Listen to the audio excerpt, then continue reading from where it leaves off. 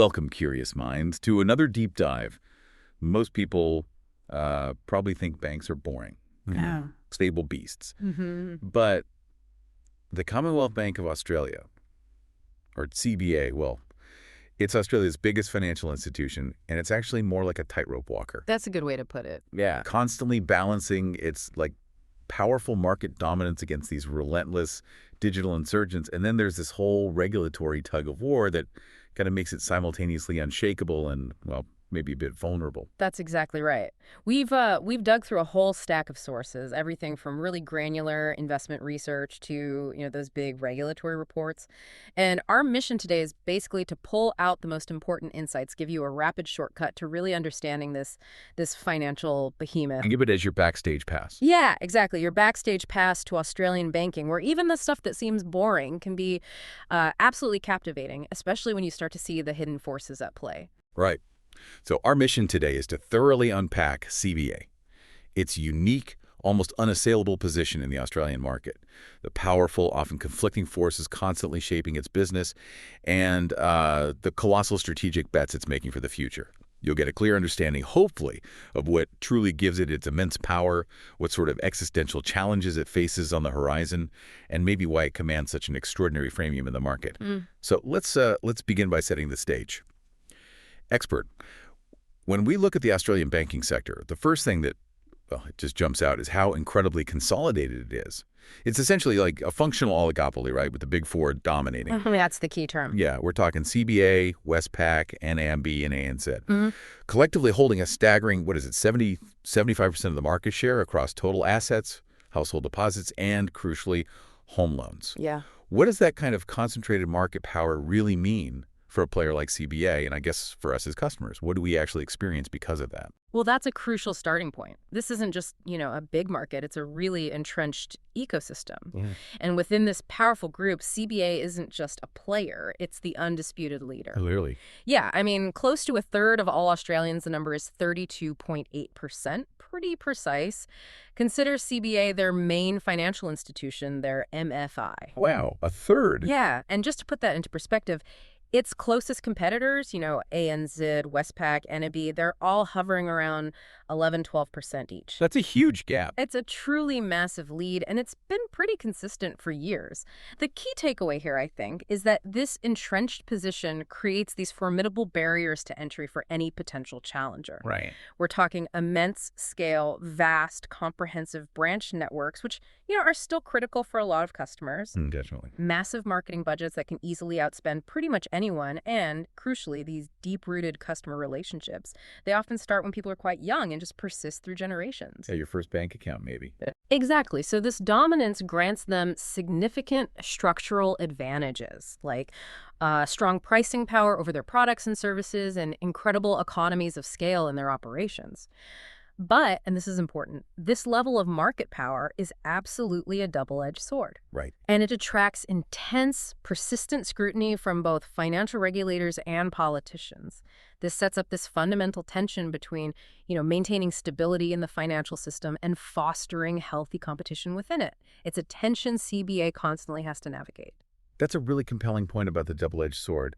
And I guess for you, the listener, this concentrated market means the competitive battle for your business isn't always about, aggressive price wars. Not always, no. It's more about those sticky relationships and value-added digital services. It shapes your options in ways you might not even realize. It's subtle, but pretty significant. Now, digging a bit deeper, it seems there's this really interesting tug-of-war going on in Australia's regulatory landscape. On one side, you've got APRA, the Australian Prudential Regulation Authority, explicitly pushing for stability. Expert, can you explain how APRA's mandate, ensuring financial system safety with all its stringent capital requirements, how does that actually end up reinforcing the power of the Big Four? Yeah, it's a fascinating dynamic, really. APRA's explicit mandate is safety and stability, a critical role, obviously, especially after things like the global financial crisis. Sure. So to achieve this, APRA imposes these incredibly stringent, capital-intensive standards on what they call authorized deposit-taking institutions, or ADIs. Right, the banks. Pretty much. We're talking about capital adequacy requirements, specifically that Common Equity Tier 1, or CET1 ratio. For major banks, it has to be at least 10.25%. That's a lot of capital. It is. And they also have strict liquidity requirements, like the liquidity coverage ratio, LCR, and the net stable funding ratio, NSFR. Both need to be above 100%. Mm. Now, while these regulations undoubtedly make the system safer, more resilient, Which is good. which is definitely good, yeah, but their sheer complexity and the massive scale of capital required just to meet them, it disproportionately favors the largest incumbents, our big four. Ah. It kind of inadvertently reinforces their competitive moat. It makes it exceedingly difficult and expensive for new entrants to build the balance sheet needed to compete effectively at scale. So APRA, trying to ensure stability, kind of accidentally strengthens the giants. But then on the other side, you have bodies like the ACCC, the competition watchdog, pushing hard for more competition. Exactly. How does that tension play out, especially with something like open banking? Precisely. So while APRA acts as this, fortifier for the incumbents, other government bodies, driven by concerns about a perceived lack of competition, are actively trying to level the playing field. Right. This pressure has led to significant pro-competition initiatives. The most notable one is the implementation of the Consumer Data Rate, or CDR. Which people usually call open banking. Yeah, open banking is the common term. This regime is explicitly designed to empower consumers to empower you by giving you direct control over your own financial data. Okay. Theoretically, this makes it much easier for you to switch providers, maybe by porting your financial history with just a few clicks. It also lets innovative fintech companies build new services on top of existing banking infrastructure. So they can challenge the big banks without needing that massive balance sheet. Exactly. They challenge based on user experience or niche products, not necessarily scale.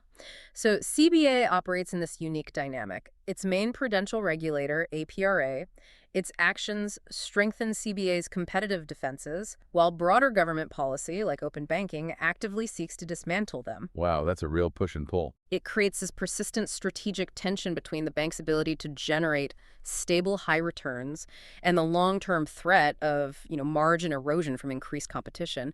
And for you, the listener, these regulatory forces, which often seem invisible in your everyday banking, they directly shape the competitive landscape and ultimately the services you receive from your bank. It's this constant tug of war over who holds the power, and your data is right at the center of it. Okay, let's pivot to something everyone feels directly. Mm-hmm. Interest rates.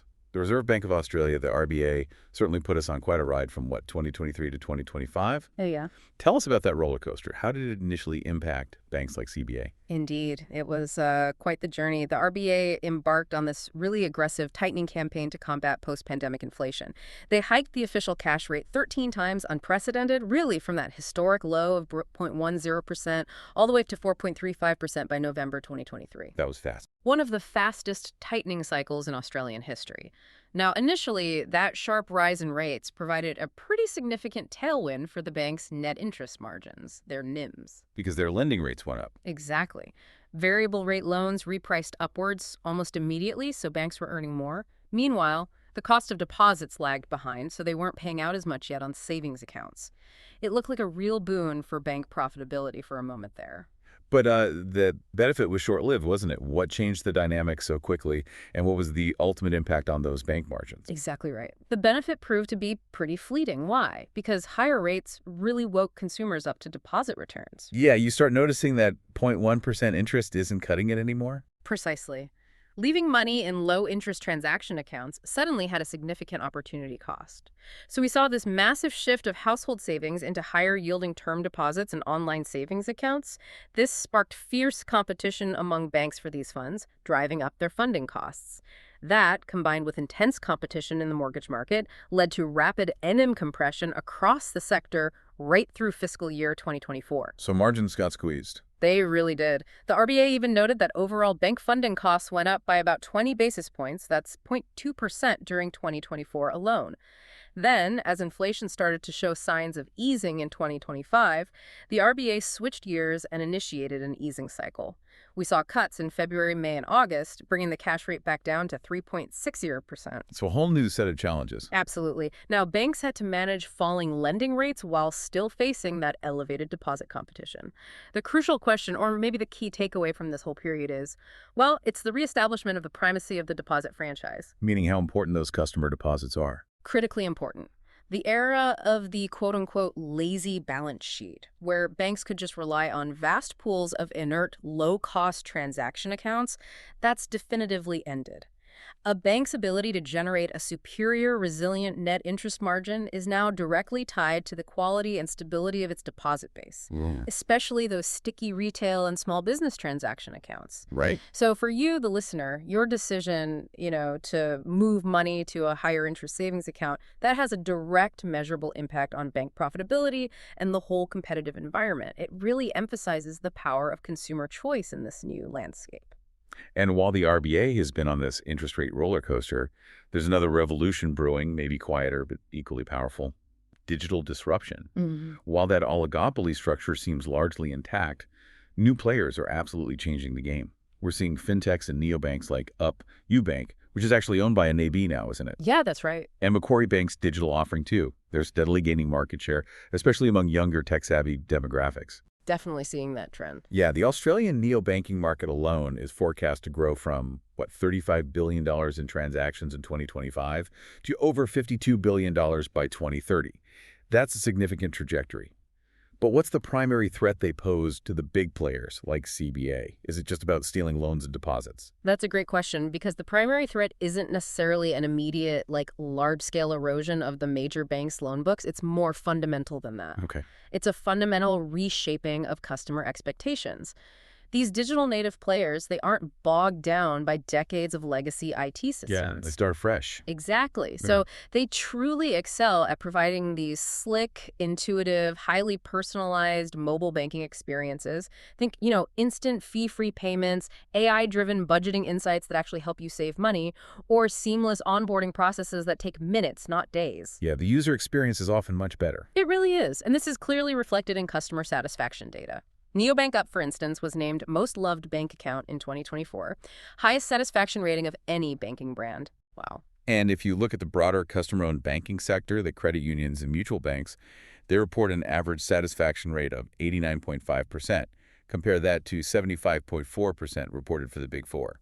That's a big difference. So it's less about competing head-to-head on every single product and more about winning the interface with the customer. Is that the idea? That's exactly it. This points to a longer-term strategic risk for the incumbents: the unbundling of the traditional banking relationship. Unbundling. Yeah. Fintechs aren't trying to be everything to everyone like the big banks traditionally have. They focus on excelling at specific high-frequency interactions, things like payments, budgeting tools, maybe targeted savings goals. Their aim is to win the customer relationship at the primary digital interface, usually the app. Okay, I see. And as open banking matures, it becomes easier for customers, for you, to use a preferred fintech app as a central dashboard to view and manage your entire financial life, even if the underlying accounts, your mortgage or savings, are still held with a major bank like CBA. So the danger for CBA is becoming invisible. Pretty much. The strategic danger is that an incumbent like CBA could be relegated to the status of a dumb utility, essentially just providing the balance sheet and the infrastructure in the background, while these nimble digital competitors own the valuable data-rich customer relationship and all the insights that come with it. Right. That front-end relationship is Critical. And this explains CBA's strategic urgency behind its stated ambition to provide a global best digital experience and to make its own CommBank app the undisputed center of its customers' financial lives. It's a crucial defensive maneuver to retain control of that primary customer interface. So for you, the listener, your digital banking habits, your preferences for slick apps and easy experiences, you're directly influencing this massive strategic battle among the banks. It's not just about convenience. It's about who owns the front door to your financial life. Well put. Okay, so with all these market dynamics, the regulations, the digital disruption, let's zoom right in on CBA itself. What does all this mean for its actual business? How do they really make their money? And is that changing? Yeah, let's get into the core. CBA's business model is, at its heart, anchored in those traditional banking functions, gathering deposits and lending money out. Simply no. Pretty much. For the fiscal year ended June 30th, 2025, the bank generated total revenue of $28.3 billion. Now, the lion's share of that comes from net interest income, or NII. Right, the spread. Exactly. The profit they make on the difference between the interest they earn on loans and what they pay out on your deposits and other funding sources. Non-interest income things like transaction fees, maybe some wealth management advice fees, trading activities that's smaller, but it's still a significant chunk of their revenue mix. And you mentioned earlier there's been a pretty big strategic shift in that revenue mix over the last decade or so. Absolutely, a huge shift. Following all that intense regulatory scrutiny, particularly after the Financial Services Royal Commission, Yeah, that shifted things up. big time. The major banks, including CBA, have largely divested their vertically integrated wealth management and insurance businesses. They sold them off. Okay, so what's the implication of that? Well, the implication is profound, really. It's reduced their exposure to those more volatile, fee-based income streams from wealth and insurance. And that means it's increased their reliance on net interest income. So that NII, the spread, is even more important now. More important than ever. The sustainability of their earnings is now more dependent than ever on their ability to defend that net interest margin, which really highlights the strategic importance of their funding advantages, that cheap deposit base, and their pricing discipline in those super competitive lending and deposit markets. For you, understanding how a bank like CBA makes its money helps you see the fundamental drivers of its health, what influences its decisions from the interest rates you get to the services they push. Knowing this, you understand why CBA's laser focus on defending its NIM, and by extension, keeping your sticky transaction account, isn't just a business goal anymore. It's like the absolute core of its survival strategy in this new competitive world. Right. Okay, now let's talk about what I think, and you've hinted at this, is CBA's single most significant durable competitive advantage. Its secret weapon, almost. That's its unparalleled deposit franchise. The funding fortress. Exactly. It is truly the undisputed market leader in gathering low-cost, stable funding from Australian households and businesses. Yeah. Give us some of the numbers that really illustrate this dominance. Yeah, you've absolutely hit on the core of CBA's strength here. As of August 2025, CBA held a staggering $424 billion in household deposits. $424 billion. Billion, yeah. Just to give you some context, its nearest competitors, Westpac, NAB, ANZ, held significantly less. Westpac was at $332 billion, NAB $222 billion, and ANZ $185 billion. Wow, that gap is enormous. It really is. This vast and granular deposit base forms the bedrock of the bank's entire funding structure. Customer deposits account for a remarkably high and stable 78% of CBA's total funding needs. So they rely less on, borrowing money wholesale. Much less than many banks globally, yeah. And this inherent strength provides a powerful, direct benefit to its profitability. A large proportion of these deposits are held in everyday transaction accounts, which, as we know, are typically low or even zero interest. Right, your checking account, basically. Exactly. This provides CBA with a significantly cheaper and more stable source of funds compared to relying on more rate-sensitive term deposits or the volatility of wholesale capital markets. And this inherent funding cost advantage is a key driver, maybe the key driver, of the bank's ability to consistently generate a superior net interest margin relative to its peers. So it's not just about having a lot of deposits. It's about having the right kind of deposits, those sticky, low-cost ones. Precisely. And you've referred to this before as a flywheel effect. Can you really elaborate on how that works? How does it create this self-reinforcing advantage? Absolutely. It's a really powerful mechanism, this flywheel, and that funding cost advantage is what kicks it off. Let me try and break it down into stages. First, that huge base of transaction accounts isn't just cheap funding. It gives CBA these deep proprietary insights into customer cash flows and financial behaviors. They see where you spend, how you save, your income patterns, everything. So tons of data. Tons of data. Second, this rich data can then be leveraged to accurately assess credit risk, identify customer needs, often before you even realize you have them, and offer really tailored products and services. Banking feels more relevant, more personalized. Okay. Third, you've got CBA's leading digital app, the CommBank app, and its extensive physical branch network. Together, they make daily banking incredibly convenient and accessible. And this convenience, driven by tech and sheer presence, reinforces the stickiness of these core deposit accounts. Why would you switch when everything's so easy with CBA? Right, the path of least resistance. Kind of, yeah. Fourth, that low cost of funding allows CBA to compete very effectively on price in the highly competitive mortgage market while still maintaining healthy margins. They can afford to shave off a few basis points on a home loan rate more easily than competitors relying on more expensive funding. Giving them an edge in the biggest market. Exactly. And finally, fifth, securing a mortgage, often the biggest financial decision in a person's life, further entrenches customers. This often leads to the consolidation of all their other banking products, their credit cards, their savings, everything with CBA. which of course feeds right back into stage one, more data, more insights. And the flywheel keeps spinning. It keeps spinning. It creates this formidable competitive moat that is exceptionally difficult for smaller competitors who just lack the sheer scale and brand recognition to replicate. So your choice, listener, of where to keep your everyday transaction account, it contributes directly to this financial powerhouse's structural advantage and its ability to compete so effectively. It's a fundamental part of their long-term strategy. That's a truly detailed explanation of how that advantage just compounds over time. But as you said, it's not just one big bucket of money flowing to a CBA. It's diversified across several key business segments, providing different engines for earnings. Could you outline those main segments and what they contribute to the bank's bottom line? Certainly. For the 2025 fiscal year, the bank's cash net profit after tax, or NPAC, totaled $10.25 billion. That profit was derived from four main divisions, each playing a pretty crucial role. First, retail banking services, RBS. This is the largest contributor by far, bringing in $5.4 billion. It primarily covers their vast home lending portfolio, but also includes everyday personal banking, credit cards, that sort of thing. Okay, the biggest chunk. Then you have business banking, BB. This segment contributed a really strong $4.1 billion, and it's genuinely emerging as a powerful and increasingly important growth engine for the bank. We'll probably come back to that. Right. Third is institutional banking and markets, IB&M. This division brought in $1.2 billion. They serve the big end of town, large corporate clients, institutional investors. And fourth. Fourth is New Zealand, ASB. Their operations across the Tasman Sea, branded as ASB Bank, also contributed a solid $1.2 billion. Okay, so while retail, the home loans mainly, is still the biggest engine, I understand there's a very deliberate strategic push into business banking. Why is that such a critical focus for CBA right now?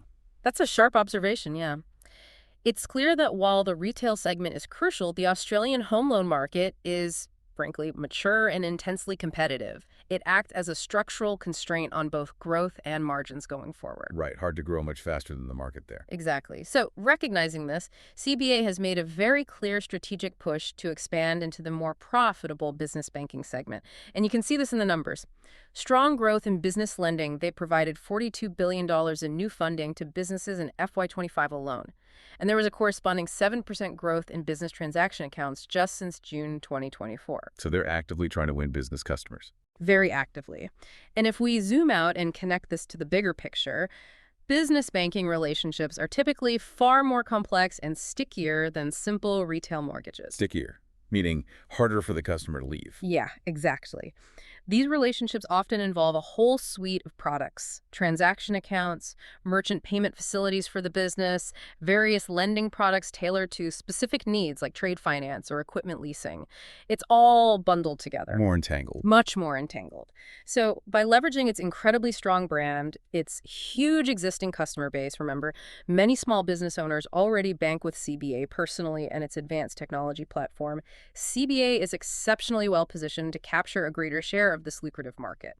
This strategic focus on business banking represents, I think, the most credible and significant source of future organic growth for the whole group. It provides a crucial offset to those competitive pressures they face in the retail portfolio. Makes sense. Understanding how a bank diversifies its operations like this can offer insights into its stability and maybe even your own financial planning, whether you're an individual or a business owner looking for banking solutions. It shows they're thinking ahead, mitigating risks in one area by pushing for growth elsewhere. Precisely. It's about managing the portfolio mix. That detailed breakdown really paints a clear picture. Yeah. But let's put some hard numbers side by side with its peers.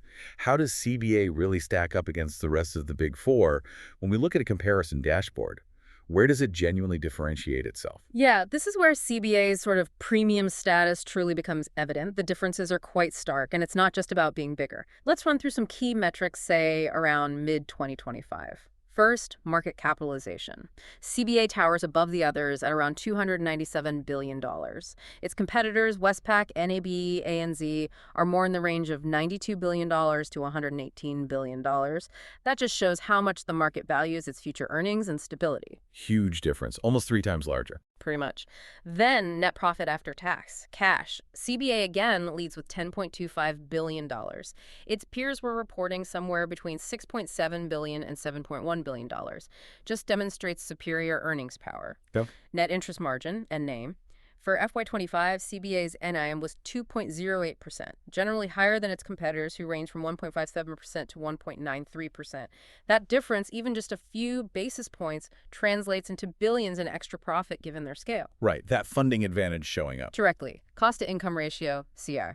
Efficiency is another area where CBA usually stands out. Its cost-to-income ratio was 45.4% in FY25. That indicates better operational efficiency compared to its peers, whose ratios range from 48.6% up to 52.3%. Lower is better here. Got it. Return on equity, ROE. This is a big one for investors. CBA delivered a superior 13.5%, significantly higher than the 9.4% to 11.4% seen across the other big four. Just means it generates more profit for every dollar of shareholder capital invested in the bank. Very important metric. Crucial. Now, CET1 ratio.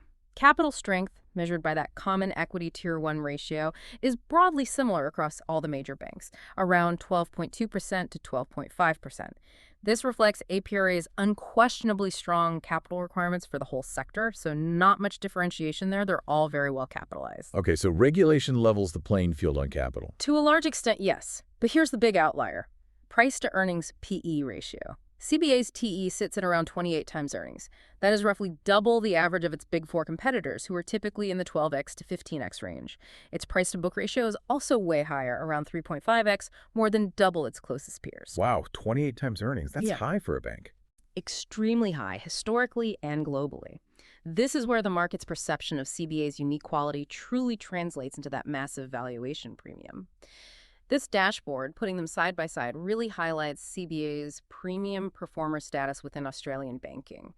Its consistently higher ROE and its lower cost-to-income ratio are direct results of its immense scale and those powerful funding advantages we just discussed. And ultimately, that drives the huge difference in market capitalization. It isn't just about being bigger, it's about being fundamentally more profitable and more efficient at turning operations into shareholder value. So for you, the listener, these comparisons help contextualize CBA's performance and really understand the quantitative reasons behind its market leadership and maybe why it commands such a high price tag in the market. Exactly. It sets the stage for the valuation discussion later. Yeah, that PE ratio really jumps out as a strong indicator of the market's perception. So speaking of premium performance, let's dive even deeper into those core financial metrics.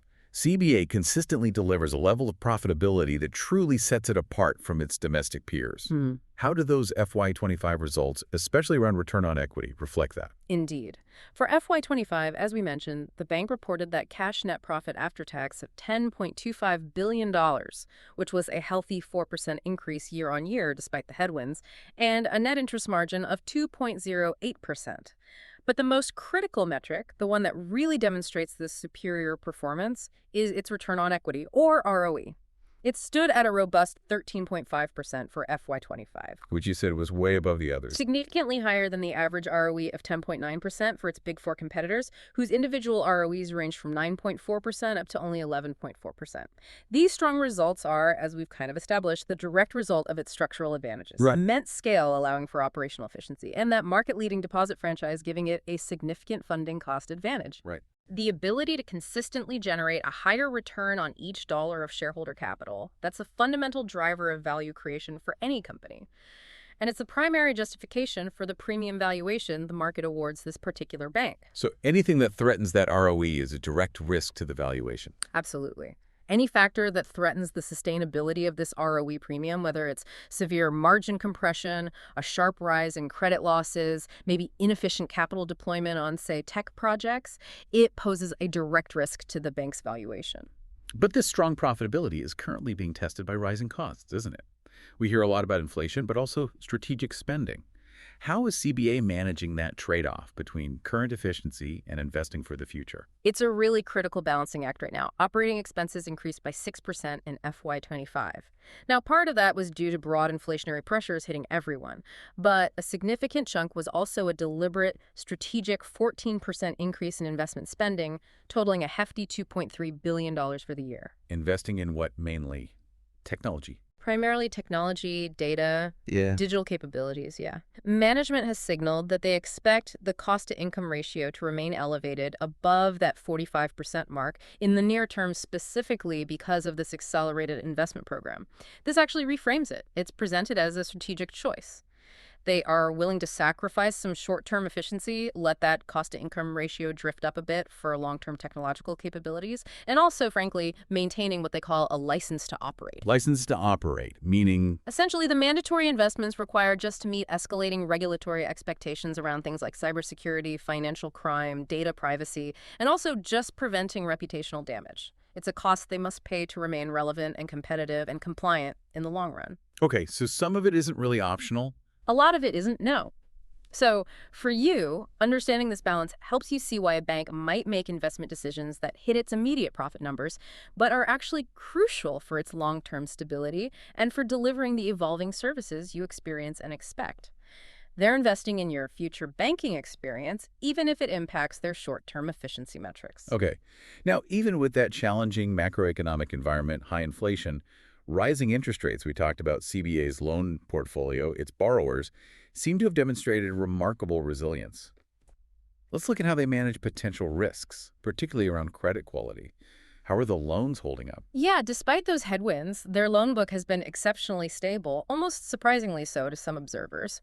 For FY25, the loan impairment expense, that's the money set aside for loans expected to go bad, was a modest $726 million.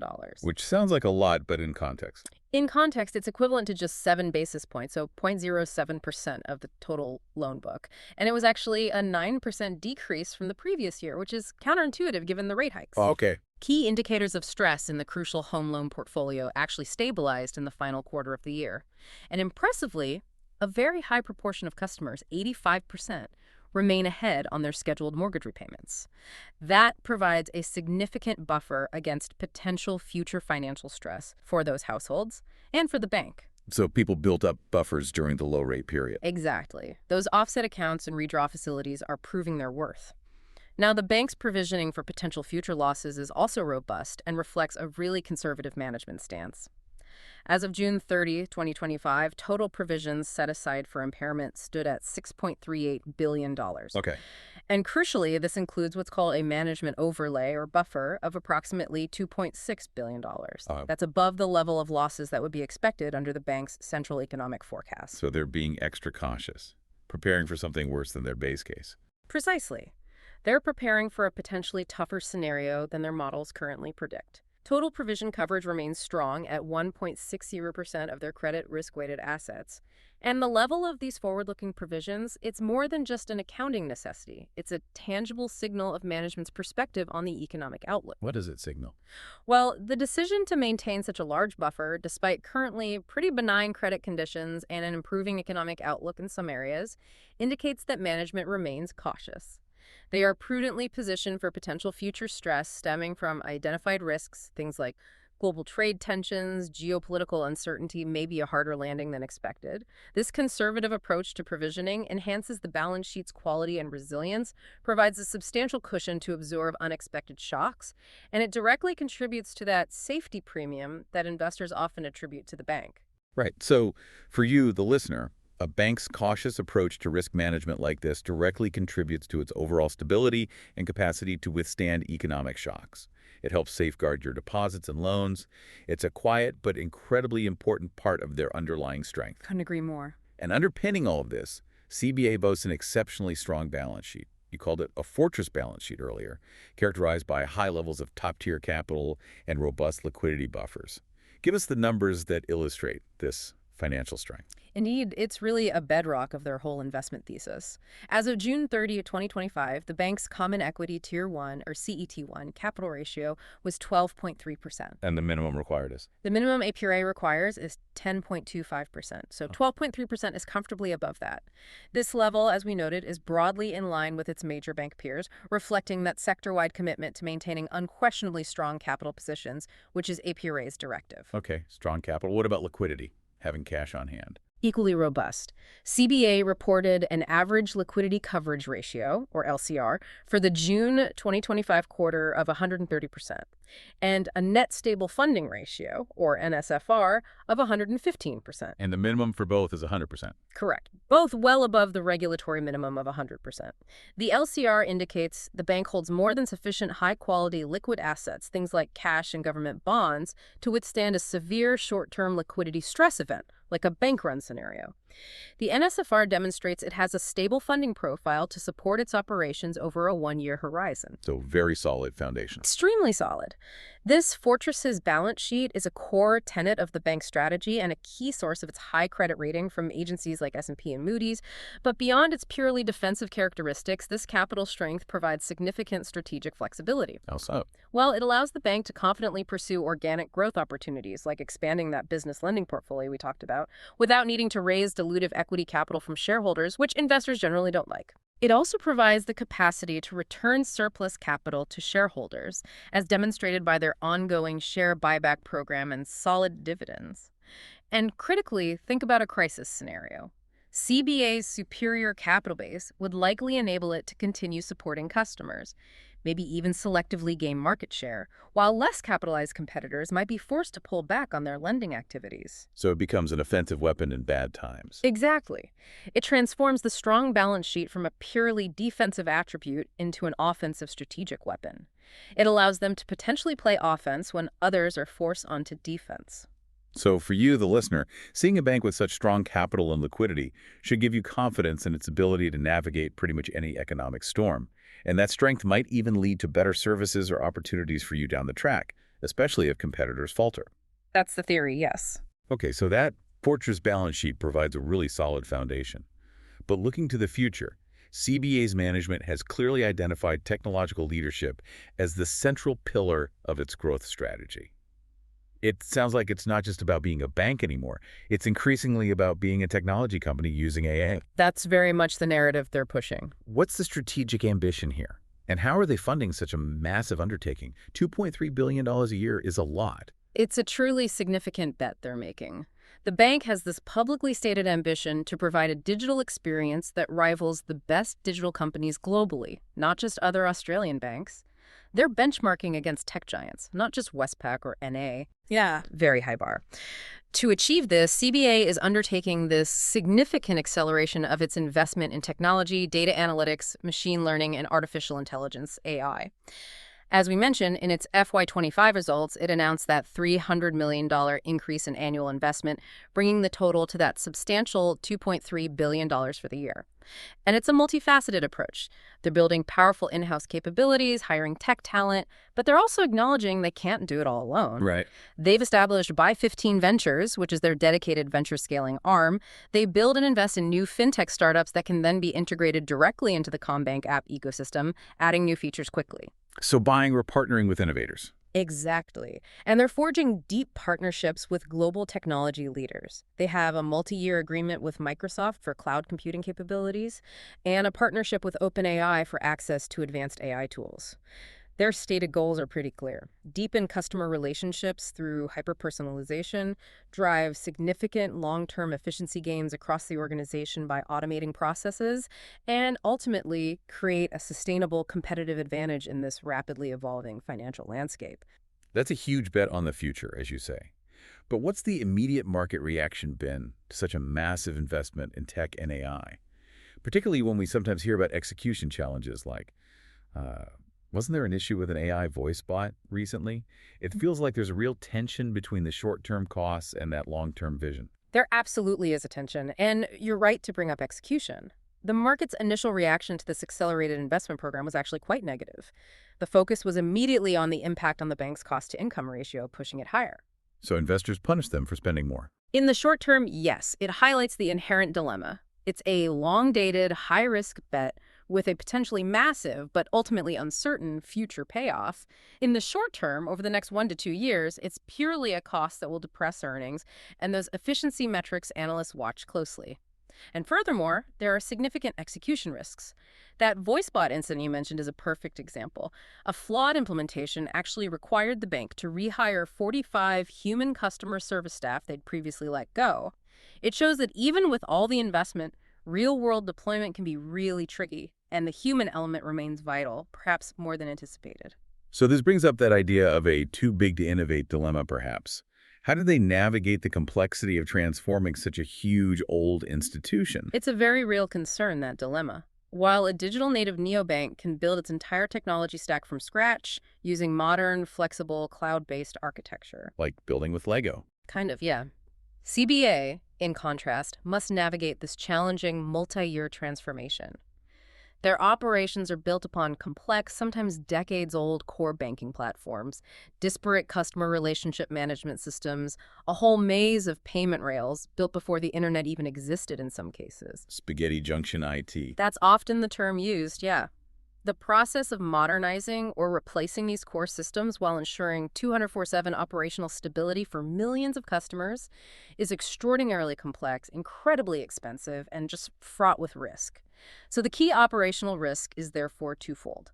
First, that the transformation itself could lead to a major system failure causing widespread disruption. That's the nightmare scenario. Yeah. And second, that the inherent complexity of the task will simply slow the bank's pace of innovation, potentially allowing those more nimble competitors to gain a durable advantage in the race to deliver the best digital customer experience.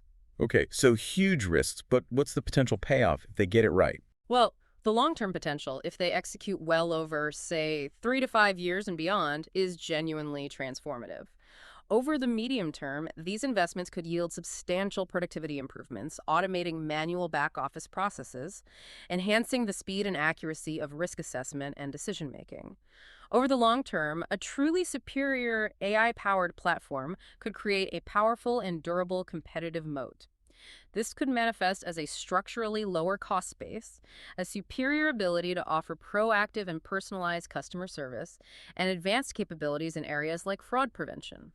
They've already made strides there, reducing customer scam losses by over 76% from their peak using some of these tools. That's impressive. It is. So the whole investment thesis for CBA's future growth is heavily contingent on management's ability to successfully execute this complex, long-term technology roadmap. It requires investors to look beyond the immediate cost pressures and value the potential for a fundamentally reshaped and more efficient business model in the future. And for you, the listener, your digital interactions with banks are what's driving these massive investments. It means we can probably expect more seamless, personalized, and hopefully more secure services in the future if they pull it off. That's the goal. So with all this talk of massive investment in technology, how does CBA balance that with giving back to its shareholders? It sounds like a careful balancing act between reinvestment and returns. It absolutely is. And management seems to be executing a pretty disciplined and balanced capital allocation strategy. They're seeking to reward shareholders with strong, sustainable returns, while at the same time making these significant reinvestments to secure the bank's long-term competitive position. This dual focus was clearly demonstrated in the 2025 fiscal year results. The bank returned a substantial $8 billion to shareholders. $8 billion. How is that split? It comprised a fully franked dividend of $4.85 per share. Remember, franked means the tax is already paid at the corporate level, making it highly attractive for Australian shareholders seeking tax-efficient income.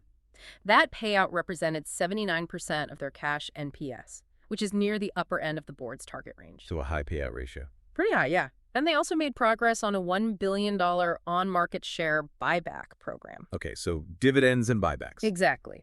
This approach highlights a clear strategic hierarchy. First, the bank ensures it generates sufficient capital to maintain its fortress balance sheet and fund those necessary investments for future growth, like the tech spend. Then it returns the surplus capital to shareholders through that combination of dividends and buybacks. And the inclusion of a share buyback, specifically, demonstrates a sophisticated and flexible approach to capital management. Why is a buyback more flexible than just paying a bigger dividend? Because dividends are notoriously sticky.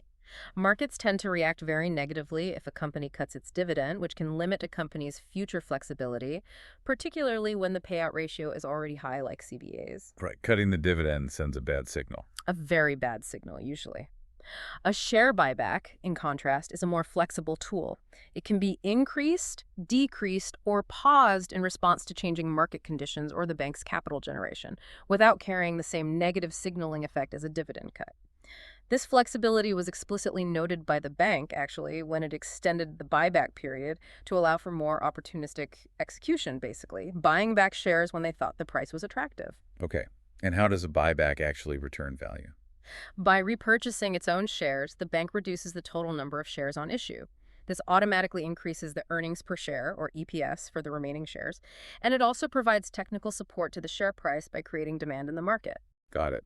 So for you, the listener, these corporate finance decisions ultimately impact the stability and attractiveness of a company like CBA as an investment. And they might indirectly benefit you if you hold shares directly or maybe through your superannuation fund.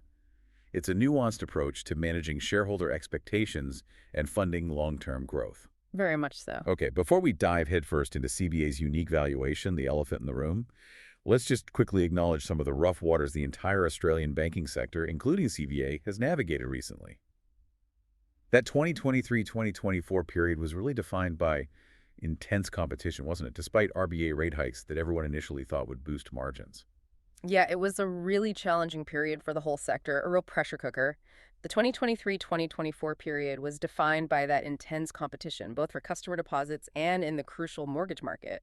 And yeah, despite RBA rate hikes initially expected to boost margins, the opposite kind of happened. So what was the impact? Margins got squeezed. They absolutely did. The impact was clear. It led to a sector-wide compression of net interest margins. For the four major banks, NIMs fell by an average of 7 basis points down to 1.80% in FY24. The drivers were basically twofold. Higher rates prompted customers, quite rationally, to seek better returns on their savings, forcing banks to increase deposit rates to avoid funding outflows. Can't blame people for chasing yield. No. Simultaneously, with housing credit growth slowing down from those crazy post-pandemic highs, the banks fought aggressively to win a larger share of a smaller pie. That led to aggressive price discounting on new home loans, cashback offers, lower introductory rates, all that stuff. Right, mortgage wars. Exactly. Now, while CBA's superior funding structure, that cheap deposit base, allowed its NIM to hold up better than its peers, it was definitely not immune. The bank consistently cited competition on both deposit and lending pricing as a key headwind in its own results and disclosures. Okay, so that sounds damaging to short-term profitability. Mm-hmm. But do you see a strategic angle to this margin squeeze? Could it be more than just a desperate battle for market share? That's a really perceptive question, and yes, I think it absolutely can be viewed through a strategic lens. It might have been a rational, long-term defensive action by the major banks. How so? Well, think about the lifetime value of a mortgage customer. It's exceptionally high. These customers tend to exhibit high levels of inertia. They don't switch banks easily once they have a mortgage, and they often consolidate their other, more profitable banking products like transaction accounts and credit cards with their primary home loan provider. Okay, so losing a mortgage customer is a big deal. A much greater loss than just the interest income from that single loan. Now, the major banks, with their significant scale and inherent funding cost advantages, are structurally better positioned to withstand a prolonged period of lower margins than their smaller bank and non-bank competitors. So, from this perspective, the margin squeeze of 2023-2024 could be interpreted as a strategic war of attrition. A war of attrition. Yeah, where CBA and its peers were willing to sacrifice a degree of short-term profitability to aggressively defend their dominant collective share of the core Australian home lending market. It's almost like a financial game of chicken, where the major banks can afford to blink last, knowing they can sustain lower margins for longer than the smaller players. Well, okay, that puts a different spin on it. It highlights the defensive power of their competitive moats. So for you, the listener, this shows how major banks strategically compete for your business and how those battles can directly impact the rates you receive on loans and deposits, often without you even realizing the strategic intent behind it. Okay, time to address the elephant in the room properly. Any analysis of Commonwealth Bank must confront its valuation. It is a significant outlier, both domestically and globally. It trades at this substantial, persistent premium to its peers. Can you quantify that again? And tell us how analysts are reacting to this seemingly sky-high price. Yeah, great. The valuation is probably the most striking, maybe controversial aspect of CBA right now. As we touched on, as of early 2025, its price to earnings, or PE ratio, stood at approximately 28 times earnings. Which is roughly double its competitors. Roughly double the average of its big four competitors, who were typically trading in that 12x to 15x range. It's also extreme relative to CBA's own long-term historical median PE, which is closer to 16x. Okay. Similarly, its price-to-book, or PB ratio, was around 3.5 times, again more than double that of its closest peers. Now, this elevated valuation has created this stark disconnect between the share market's performance and the consensus view among banking analysts. How so? Well, despite the fact that a majority of sell-side banking analysts, the ones working for brokers, have maintained sell or underweight ratings on the stock, specifically citing this extreme valuation, CBA's share price has continued to deliver strong performance, defying those calls. While its ROE is superior, traditional valuation models often weigh future growth prospects against the current valuation. Analysts might look at CBA's growth as likely constrained by market maturity and intense competition, making a 28x PE seem unsustainably high compared to the modest earnings growth they forecast. So if the analysts who study this stuff closely are saying sell, but the market keeps pushing the price up, what's the market's rationale? What are investors seeing or valuing that the analysts might be underestimating or weighing differently? Yeah, that's the multi-billion-dollar question, isn't it? This disconnect suggests powerful macro factors and investor sentiment are strongly at play. Investors appear to be valuing CBA not as a typical cyclical financial institution, but more like a high-quality, defensive, almost industrial-style company with an exceptionally durable franchise. Less like a bank, more like a stable utility. Something like that, yeah. The premium seems to be a reflection of its clear market leadership, its consistently superior profitability measured by ROE, its perceived lower risk profile, and that fortress-like balance sheet we discussed. In an environment of heightened global economic uncertainty, geopolitical risk, maybe volatile inflation, investors have shown a really strong preference for safety, quality, and stability. A flight to quality. Exactly. And CBA, as Australia's largest, most profitable bank with a dominant market position and that heavily regulated, unquestionably strong balance sheet, is widely perceived as a low-risk, safe haven asset. Furthermore, its long history of paying a reliable and fully franked dividend makes it highly attractive to a large cohort of yield-seeking investors, particularly in the Australian market, with our unique dividend imputation system favoring franked dividends. So it acts like a bond for income investors. In this context, yeah, CBA's stock begins to function almost as a bond proxy, an equity investment purchased primarily for its perceived safety and reliable income stream, much like someone might buy a high-quality corporate bond, but with the added benefit of franking credits and potential capital growth. But relying on that safety premium, that bond proxy status, sounds like it comes with its own set of risks, doesn't it? What happens if the world starts looking less risky? It absolutely does come with risks. While CBA's valuation as a safe haven asset might seem justifiable in the current climate of uncertainty, this premium is heavily dependent on the continuation of that macroeconomic uncertainty. If global economic conditions were to stabilize significantly, if inflation fears receded, if investors' appetite for risk were to return more broadly, well, that flight to quality could quickly reverse. And money would flow out of safe havens like CBA. Potentially, yes. In such a scenario, the safety premium embedded in CBA's share price could unwind rapidly, leading to a significant derating of its valuation multiples. That PE could fall sharply even if the underlying business continues to perform perfectly well. So the share price could fall even if the bank is doing fine. Exactly. Because the reason people were paying such a high multiple starts to fade away. For you, the listener, understanding how markets value companies helps you distinguish between a company's fundamental operational strength and these powerful sentiment-driven factors that can dramatically influence its share price. It highlights that even the strongest companies aren't immune to shifts in broader market sentiment. Okay. No deep dive is complete without looking carefully at the potential pitfalls and vulnerabilities. What are the big risks that CBA, even with its fortress balance sheet, really needs to manage? Let's start with credit risk, specifically that huge exposure to the Australian housing market. Yeah, you have to start there. As Australia's largest home lender by a significant margin, CBA's financial health is just inextricably linked to the performance of the Australian residential property market and the financial well-being of Australian households.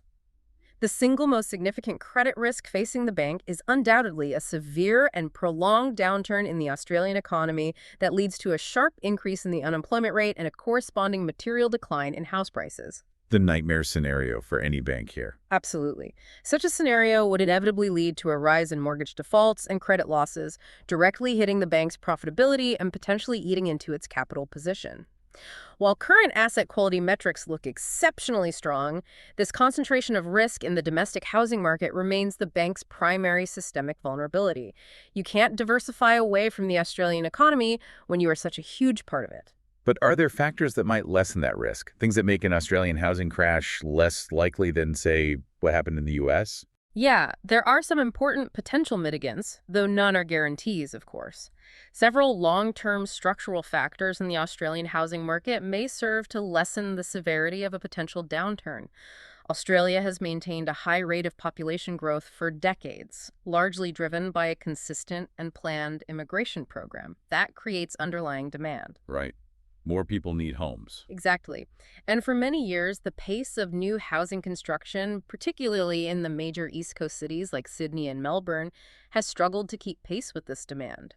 This has led to a structural undersupply of housing in key areas. This persistent imbalance between underlying demand and available supply provides strong fundamental support for property prices over the long term.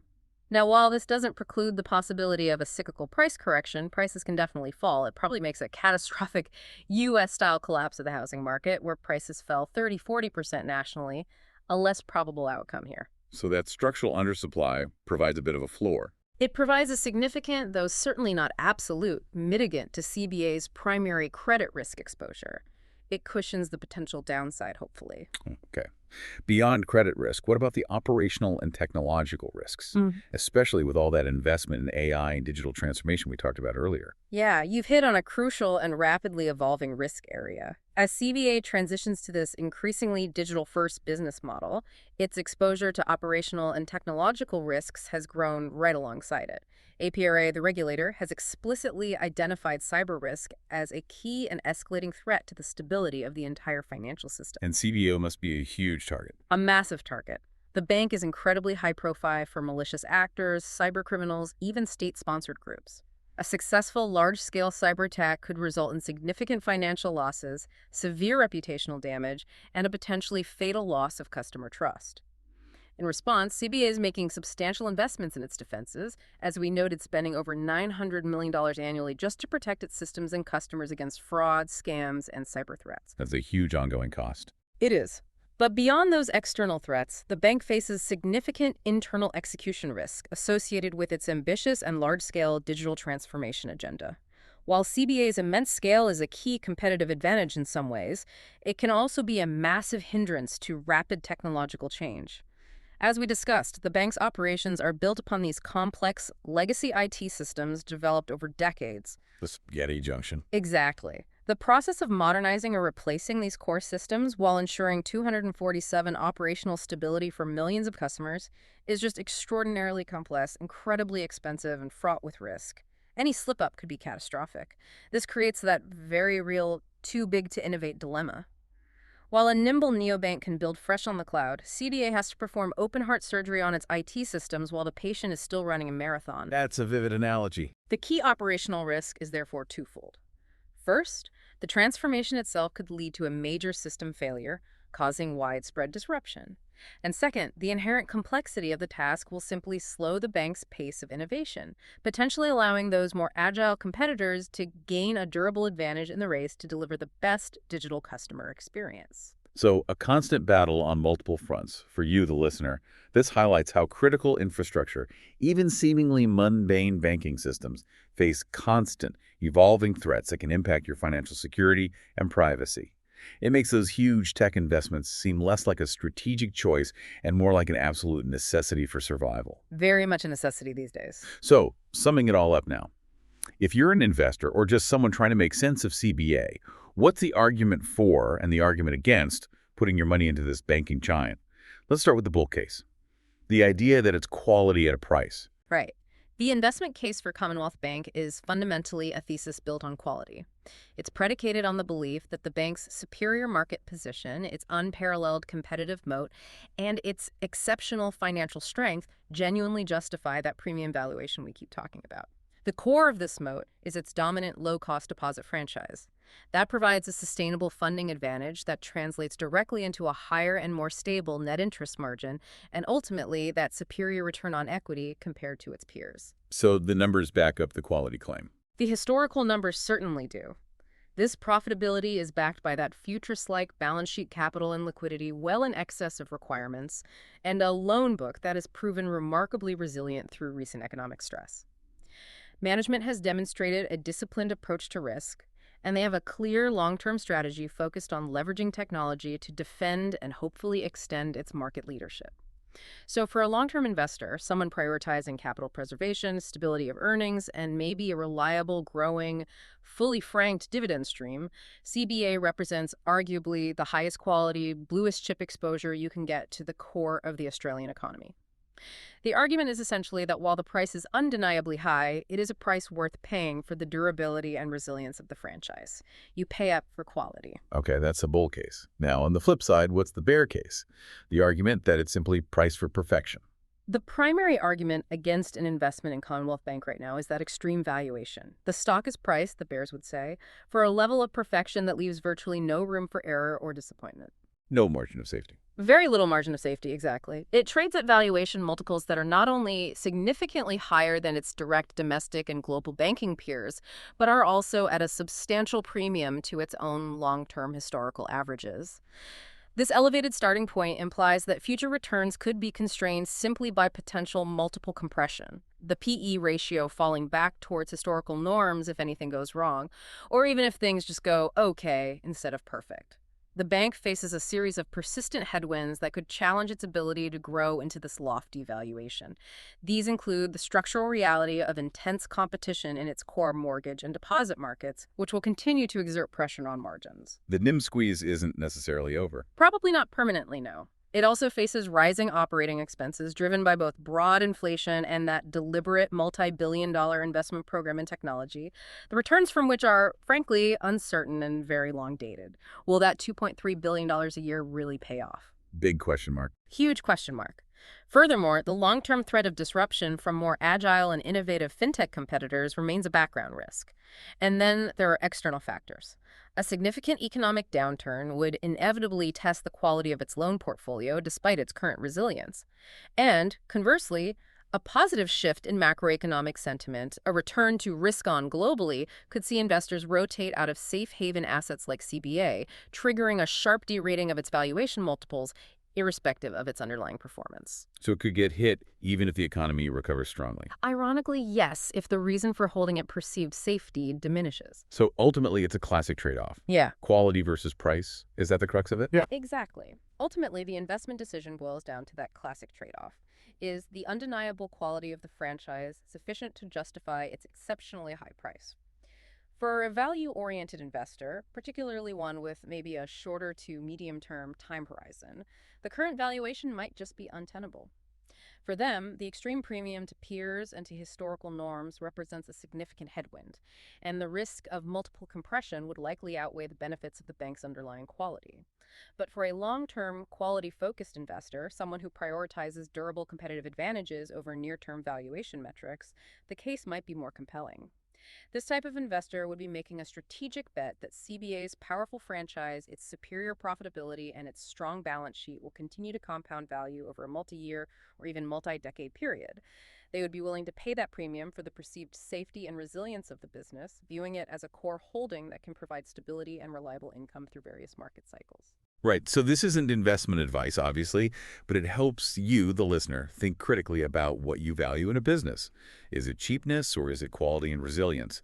And how different perspectives can lead to vastly different conclusions about a company's worth, even for a household name like CBA. Precisely. It depends on your investment philosophy and time horizon. Hashtag tag outro. Wow, okay. What a journey through the Australian banking landscape, and specifically the Commonwealth Bank. We've seen a company that's a true giant, navigating intense regulatory pressures, that wild interest rate roller coaster, and making these massive, really strategic bets on a digital future. It's definitely far from boring, wouldn't you say? Indeed. Not boring at all when you get under the hood. It's a fascinating example of how even a dominant market leader operates in this constant state of strategic tension, balancing the need for stability demanded by regulators with the demands of competition from fintechs and peers, managing short-term costs like that huge tech spend against a very long-term vision, defending against disruption while trying to embrace innovation internally. Understanding these dynamics is really key to truly grasping the health and future, not just of CBA, but of our entire financial system. Yeah, absolutely. So as you, our listeners, reflect on this deep dive into Australia's largest bank, maybe consider this. In a world of increasing digital innovation ever-evolving regulations, and persistent economic uncertainty. How much is safety truly worth when it comes with such a premium price tag like CBA's? Hmm? And maybe, what will it take for even the most entrenched market leaders like CBA to truly innovate and adapt for the next generation without succumbing to that too big to innovate dilemma we talked about? That's some excellent food for thought, absolutely. We hope this deep dive has given you a richer understanding of not just CBA, but the complex forces at play across the entire banking sector. Keep those curious minds engaged. We'll see you on the next deep dive. Sounds good. Until next time.